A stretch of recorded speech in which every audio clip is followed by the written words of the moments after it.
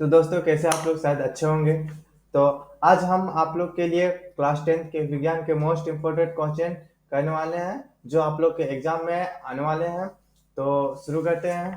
तो पहला क्वेश्चन है, यदि किसी अवतल दर्पण की फोकस दूरी f तथा वक्रता त्रिज्या r है तो इसका ऑप्शन नंबर ए है r is equal to F by two, B का है f is equal to R by two, C में है r is equal to F, D में इनमें से कोई नहीं। तो इसका सही आंसर हो जाएगा दोस्तों f is equal to R by two, B number का सही आंसर हो जाएगा। अगला क्वेश्चन है, प्रकाश के परावर्तन में कितने नियम है? प्रकाश के परावर्तन में कितने नियम है? ऑप्शन ए एक, ऑप्शन बी दो, ऑप्शन सी तीन, ऑप्शन डी चार। तो इसका सही आंसर हो जाएगा दोस्तों ऑप्शन नंबर बी, प्रकाश के परावर्तन में दो नियम है। तो अगला क्वेश्चन दोस्तों, समतल दर्पण द्वारा बना प्रतिबिंब होता है। ऑप्शन नंबर ए है वास्तविक, ऑप्शन नंबर बी में है काल्पनिक, ऑप्शन नंबर सी में है दोनों, ऑप्शन नंबर डी में है इनमें से कोई नहीं। तो इसका सही आंसर हो जाएगा दोस्तों ऑप्शन नंबर डी, इनमें से कोई नहीं। अगला क्वेश्चन दोस्तों, वाहनों के पश्चात दृश्य दर्पण के रूप में किस दर्पण का उपयोग किया जाता है? ऑप्शन नंबर ए में है अवतल दर्पण, ऑप्शन नंबर बी में है उत्तल दर्पण, ऑप्शन नंबर सी में है समतल दर्पण, ऑप्शन नंबर डी में है प्रवलयिक दर्पण। तो इसका सही आंसर हो जाएगा दोस्तों ऑप्शन नंबर बी, उत्तल दर्पण।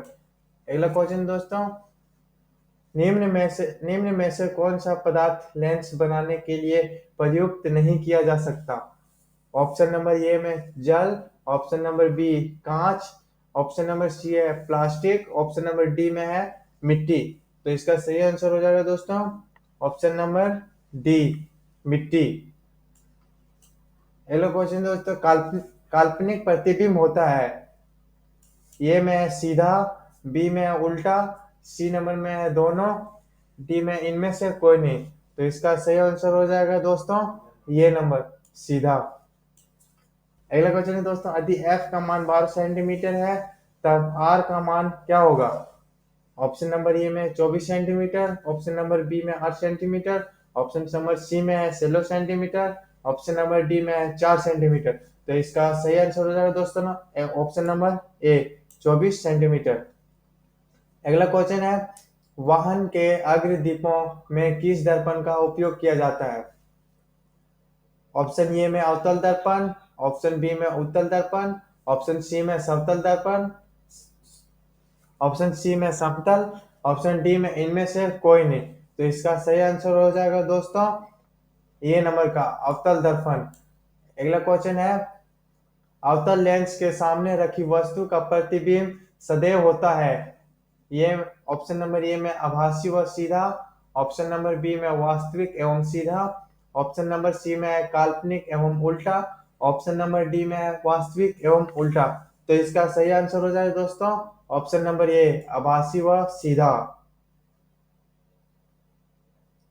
अगला क्वेश्चन है दोस्तों, डायप्टर मात्रक है, डायप्टर मात्रक है। ऑप्शन नंबर ए में फोकस दूरी का, ऑप्शन नंबर बी में है आवर्धन का, ऑप्शन नंबर सी में है लेंस शक्ति का, ऑप्शन नंबर डी में है विभेदन क्षमता का। तो इसका सही आंसर हो जाएगा दोस्तों सी नंबर, लेंस शक्ति का। अगला क्वेश्चन है दोस्तों, 2D क्षमता वाली लेंस का फोकसांतर होता है, 2D क्षमता वाली लेंस का फोकसांतर होता है। ऑप्शन नंबर ए में है 20 सेंटीमीटर, ऑप्शन नंबर बी में है 30 सेंटीमीटर, ऑप्शन नंबर सी में है 40 सेंटीमीटर, ऑप्शन नंबर डी में है 50 सेंटीमीटर। तो इसका सही आंसर हो जाएगा दोस्तों ऑप्शन नंबर डी, 50 सेंटीमीटर। अगला क्वेश्चन है, आंखों के रंगीन भाग को क्या कहते हैं?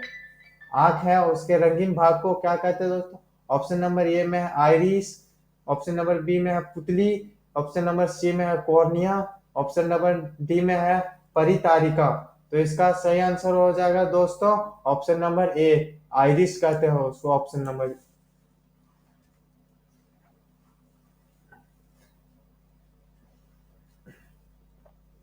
अगला क्वेश्चन है, मानव नेत्र के जिस भाग पर किसी वस्तु का प्रतिबिंब बनता है वह है। ऑप्शन नंबर ए में है कोर्निया, ऑप्शन नंबर बी में है परितारिका, ऑप्शन नंबर सी में है पुतली, ऑप्शन नंबर डी में है दृष्टि पटल। तो इसका सही आंसर हो जाएगा दोस्तों ऑप्शन नंबर डी, दृष्टि पटल।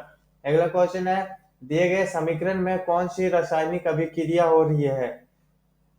ए में है संयोजन, बी में है वियोजन, सी में है विस्थापन, डी में है द्विविस्थापन। तो इसका सही आंसर हो जाएगा दोस्तों ऑप्शन नंबर बी, वियोजन अभिक्रिया हो रही है। अगला क्वेश्चन है, निम्नलिखित में कौन सी रासायनिक अभिक्रिया संतुलित है। इसमें से दोनों तरफ इक्वल होना चाहिए दोस्तों। तो इसमें से देखो दोनों तरफ कौन इक्वल है, तो इसका आंसर हो जाएगा दोस्तों डी नंबर का, ये दोनों तरफ से इक्वल है। अगला क्वेश्चन है, दिए गए समीकरण में किस पदार्थ का उपचयन तथा अपचयन हो रहा है। ऑप्शन ए में हो रहा है, या ऑप्शन बी में, ऑप्शन सी में, या ऑप्शन डी में। तो इसका सही आंसर हो जाएगा दोस्तों ऑप्शन नंबर बी, इसमें उपचयन तथा अपचयन दोनों हो रहा है। अगला क्वेश्चन है दोस्तों, विकृत गंधिता कौन सी अभिक्रिया के कारण होता है। ऑप्शन नंबर ए में उपचयन, बी में अपचयन, सी में विस्थापन, डी में भी विस्थापन। मतलब दोनों ऑप्शन में सेम दे दिया है दोस्तों। तो इसका सही आंसर हो जाएगा दोस्तों ऑप्शन नंबर ए, उपचयन हो रहा है, उपचयन अभिक्रिया के कारण होता है।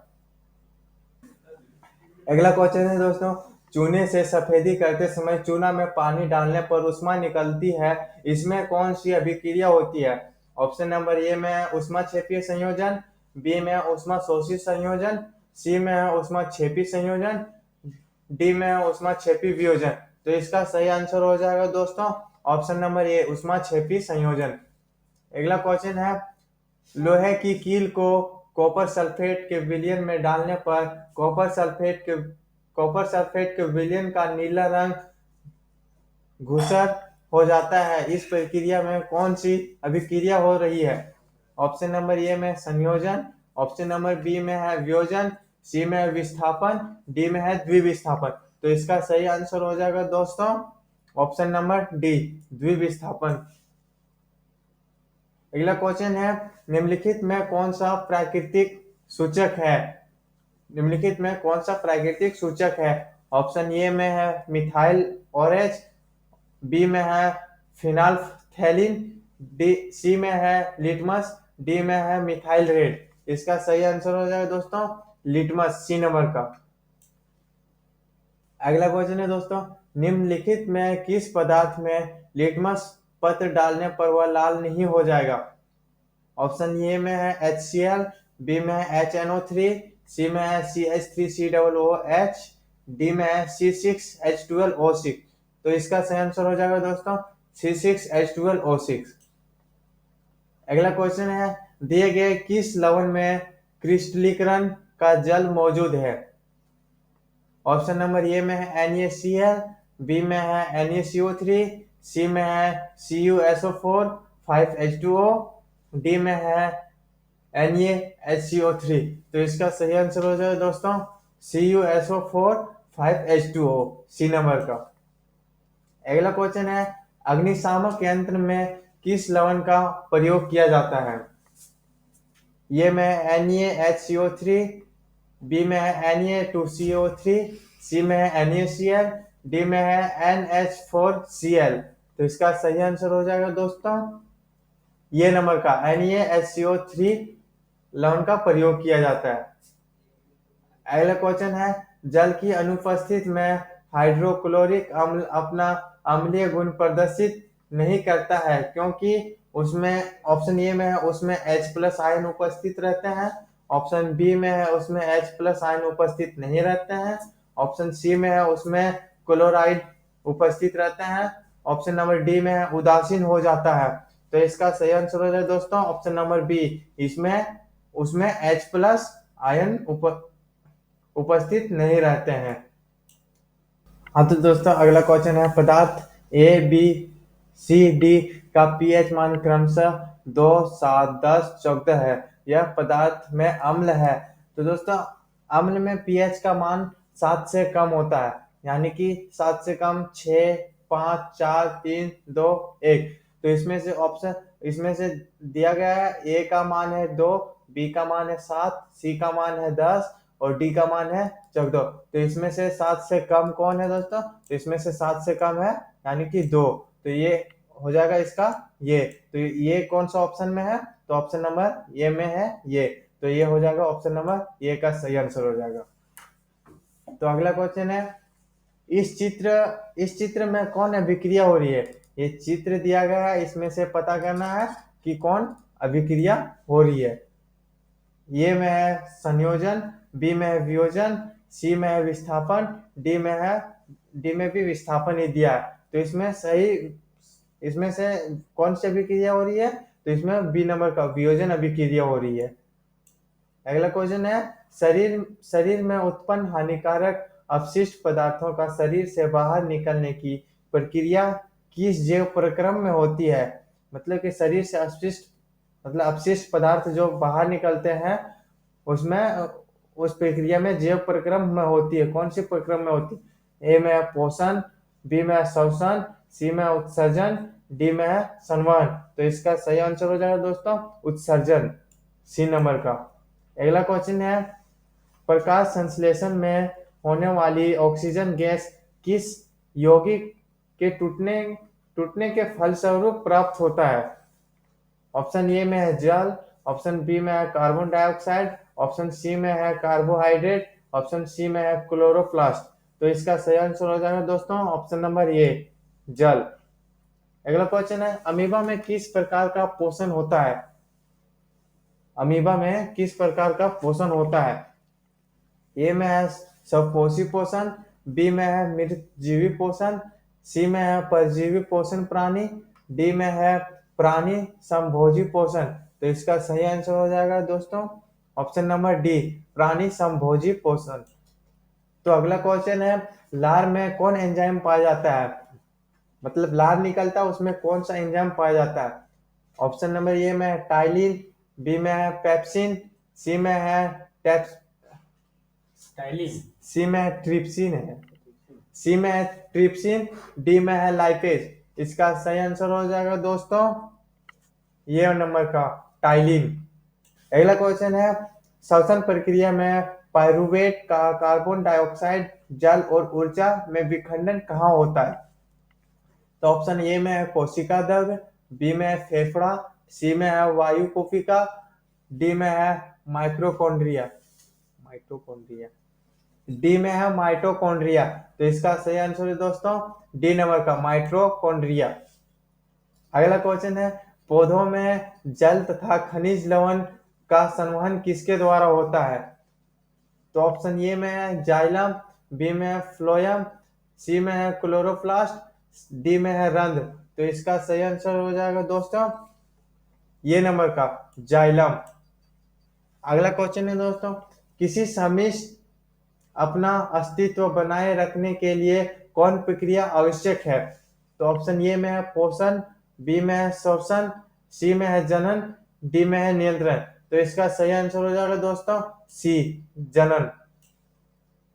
अगला क्वेश्चन है, दिया गया चित्र किस प्रकार के जनन को दर्शाता है?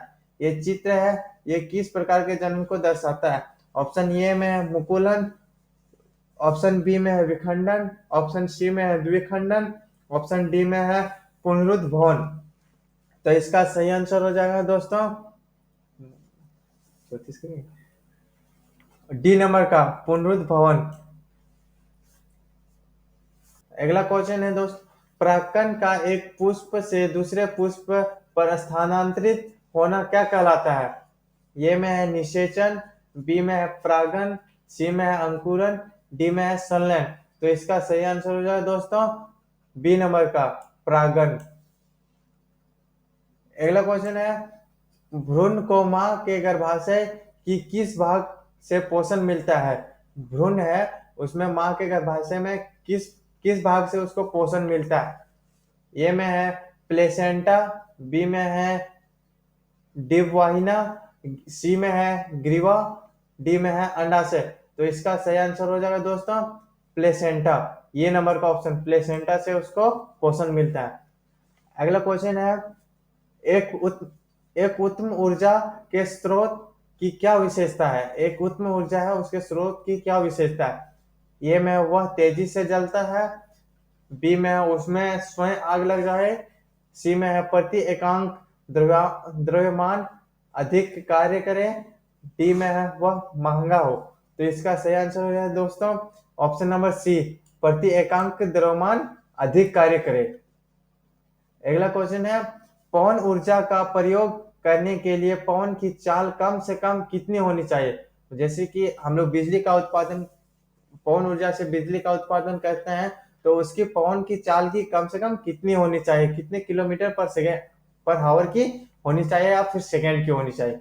तो ऑप्शन नंबर ए में 15 किलोमीटर पर हावर, बी में आया 20 किलोमीटर पर हावर, सी में आया 15 मीटर पर सेकेंड, डी में है 20 मीटर पर सेकेंड। तो इसका सही आंसर हो जाएगा दोस्तों ये नंबर का 15 किलोमीटर पर हावर, उसके चाल 15 किलोमीटर पर हावर होनी चाहिए। अगला क्वेश्चन है दोस्तों, निम्नलिखित में कौन समाप्य ऊर्जा स्रोत है? निम्नलिखित में कौन समाप्य ऊर्जा स्रोत है? ऑप्शन ए में सौर ऊर्जा, ऑप्शन बी में है कोयला, ऑप्शन सी में है नाभिकीय ऊर्जा, ऑप्शन डी में है ज्वारीय ऊर्जा। तो इसका सही आंसर हो जाएगा दोस्तों ऑप्शन नंबर बी, कोयला। अगला क्वेश्चन है, परागन कोष में होता है, परागन कोष में होता है, ए में है बाह्य दल, बी में अंडाशय, सी में है अंडप, डी में है परागकण। तो इसका सही आंसर हो जाए दोस्तों डी नंबर का, परागकण।